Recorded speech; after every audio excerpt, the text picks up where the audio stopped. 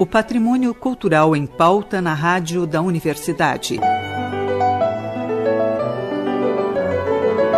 Momento do Patrimônio. Produção e apresentação, Guta Teixeira e Diego De Vincenzi. Boa noite, ouvintes. Momento do Patrimônio recebe hoje uma das palestrantes do 4º Seminário Comemorativo ao Dia do Patrimônio Histórico, realizado pelo Setor de Patrimônio Histórico de 31 de agosto a 2 de setembro. Ana Lúcia Meira é graduada em Arquitetura, mestra e doutora em Planejamento Urbano e Regional pela URGS.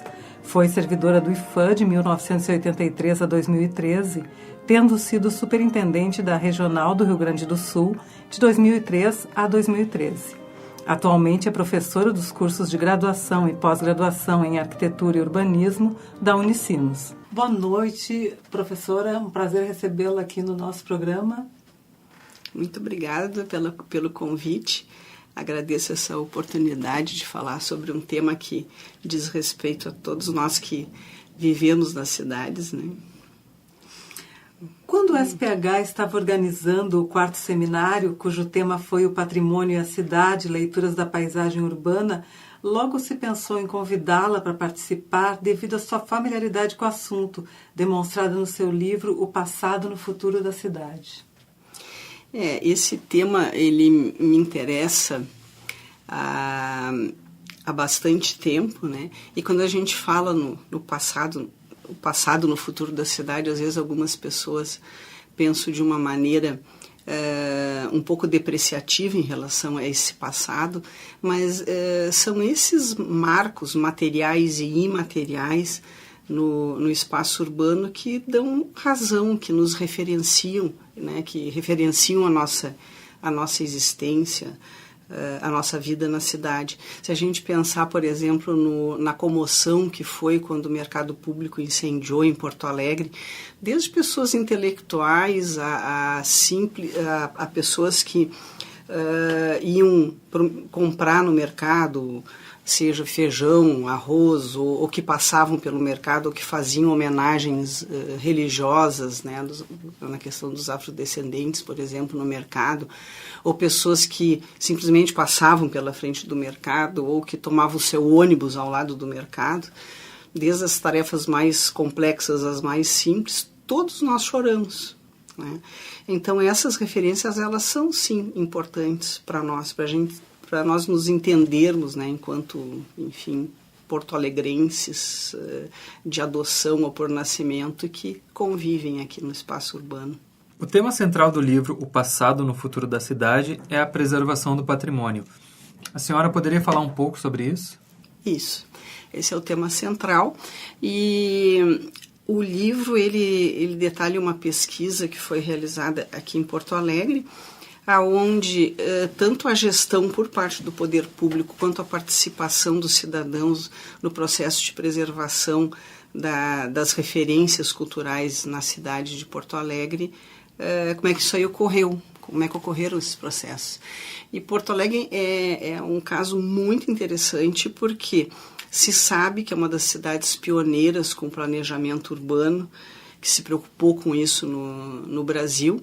E já desde o início a gente nota que os arquitetos, os urbanistas que foram pensando o planejamento urbano da cidade já se preocuparam com a questão do seu patrimônio. Primeiro de elementos isolados, então são as listagens de 40, 50 monumentos, casas, marcos materiais. Naquela época a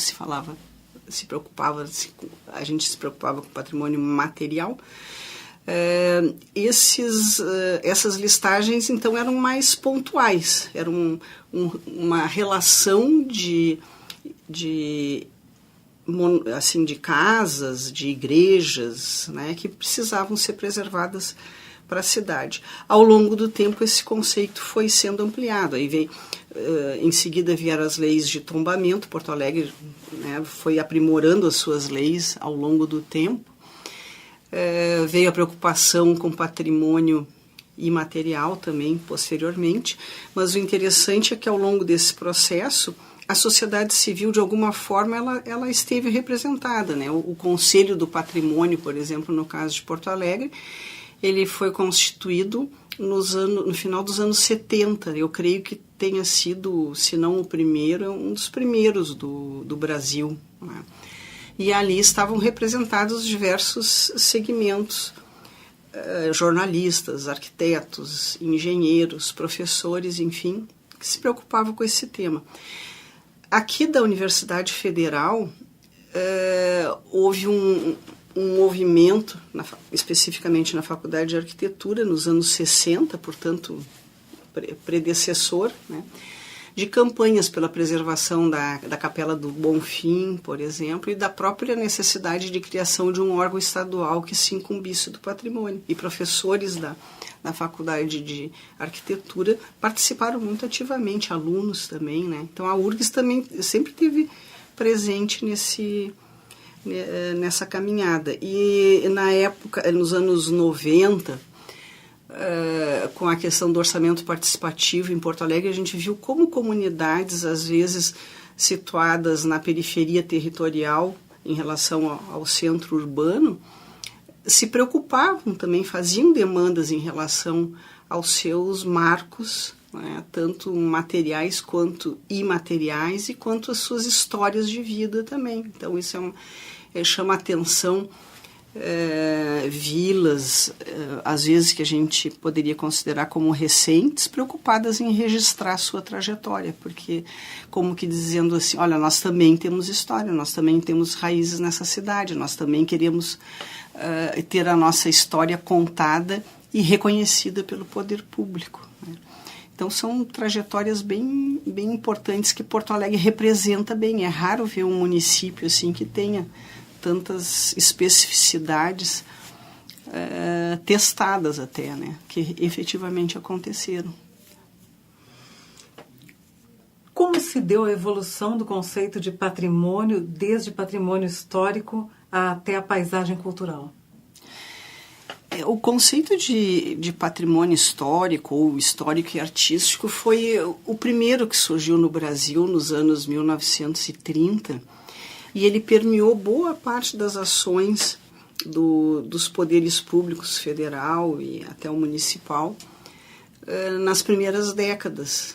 Então, sempre era uma visão mais restrita, digamos, aos grandes feitos históricos, né, aos monumentos artísticos de relevância, de interesse das belas artes, com um viés um pouco erudito, né.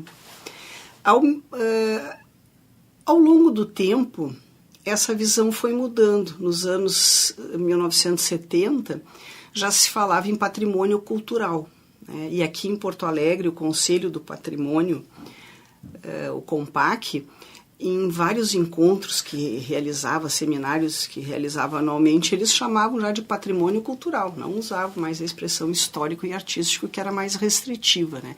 Então, o cultural ele passou a abrigar outros tipos de representações que não aquelas excepcionais ou monumentais, enfim.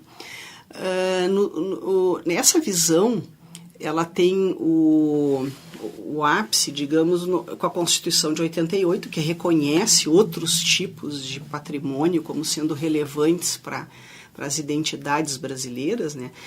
Isso também é importante frisar que nos anos 1930 havia uma preocupação de construir uma identidade nacional, como se o Brasil, tão diverso que pudesse albergar uma identidade representativa, mas era o pensamento da época, né? Já nos anos 70 se vê que existe uma diversidade enorme, que essa é a riqueza grande, né, brasileira, essas maneiras diferentes de ver o mundo, de se comportar, enfim.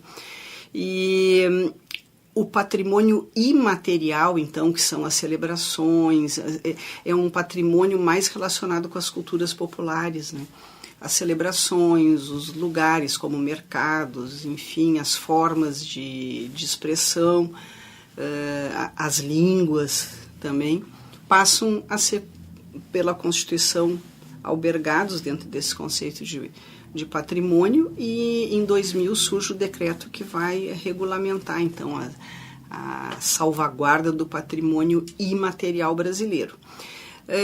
A sociedade cada vez se torna mais complexa essa discussão, muitos grupos querem ter reconhecidos os seus patrimônios, começa a diversificar muito, levando até a uma dificuldade de gestão por parte dos poderes públicos, né, que não conseguem acompanhar a velocidade com que o conceito vai se ampliando no seio da própria sociedade. E o conceito mais recente, que é o da paisagem cultural, ele é extremamente complexo. Ele envolve o patrimônio material, o imaterial, o natural, as relações entre esses patrimônios, as relações deles no cotidiano, as suas interações, os valores que constantemente vão mudando, as políticas públicas, não só na área específica, mas no campo da economia, da política, enfim. Então, ele se ampliou de tal forma que hoje, no Brasil, pelo menos, a gente não tem um roteiro ou um método de trabalho em relação à paisagem cultural. Existem sugestões, né? E em função disso, até que o instrumento de preservação, que no caso do patrimônio material é o tombamento, no caso do patrimônio imaterial é o registro, no caso da paisagem cultural é uma chancela, é um reconhecimento, ele não tem um valor de impedir que aquela paisagem seja destruída. Depende de um consenso, de uma gestão participativa entre todos os atores, que daí vão desde o mercado internacional, que pode incidir, cujo valor pode incidir sobre determinado produto, até a manifestação da culinária diária daquelas pessoas que vivem naquele lugar, né? E como se dá essa interação é muito complexo, porque envolve várias hierarquias e diferentes poderes e diferentes políticas, enfim. Então, a chancela é só um reconhecimento da importância daquele território, mas todos os protagonistas têm que ter um entendimento de comum acordo, porque senão não funciona. Então, é muito complicado de gerir isso nas nossas comunidades. Um país que tem tanta multiplicidade, que é tão vivaz, né, que tem tantas modificações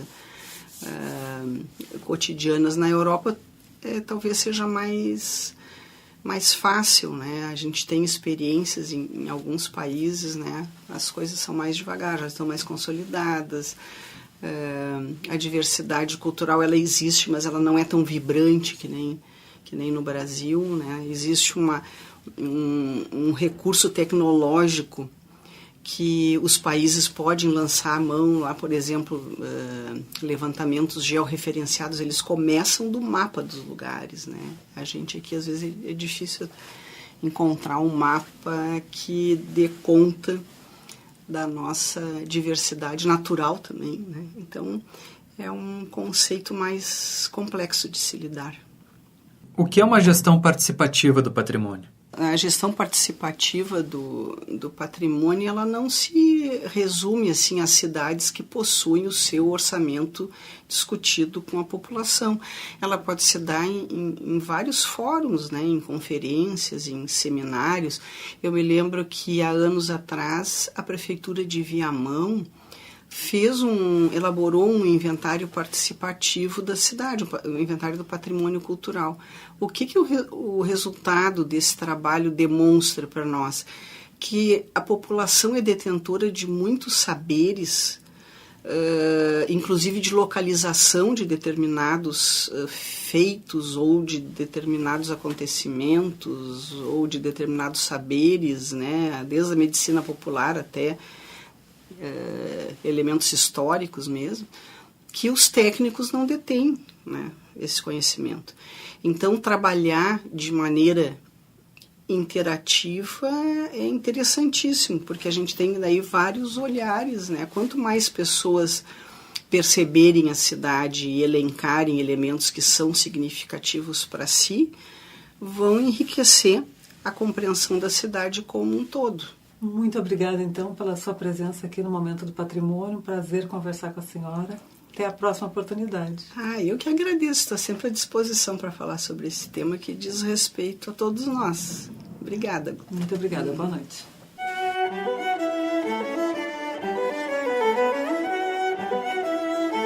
Momento do Patrimônio entrevistou hoje uma das palestrantes do 4º Seminário Comemorativo ao Dia do Patrimônio Histórico, realizado pelo setor de Patrimônio Histórico de 31 de agosto a 2 de setembro.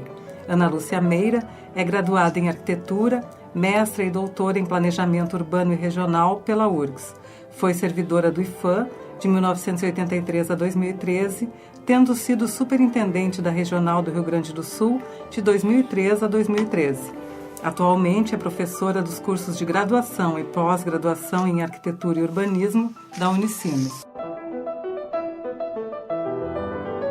Este programa é uma realização do setor de Patrimônio Histórico da Superintendência de Infraestrutura da Universidade.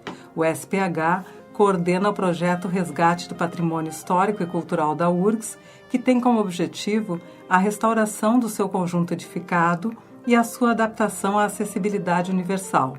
O SPH também desenvolve ações educativas para a sensibilização das comunidades interna e externa à universidade, quanto à importância da preservação dos prédios históricos e para o fomento de discussões vinculadas à área do patrimônio cultural em geral. Para mais informações, acesse nossa página www.urgs.br/patrimônio histórico ou entre em contato conosco pelo e-mail patrimôniohistórico@urgs.br.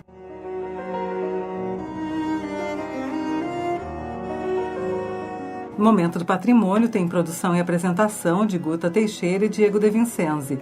Gravações, edição e mesa de áudio de Jefferson Gomes. Voltamos na próxima terça-feira, às 20h30. Boa noite a todos e até lá!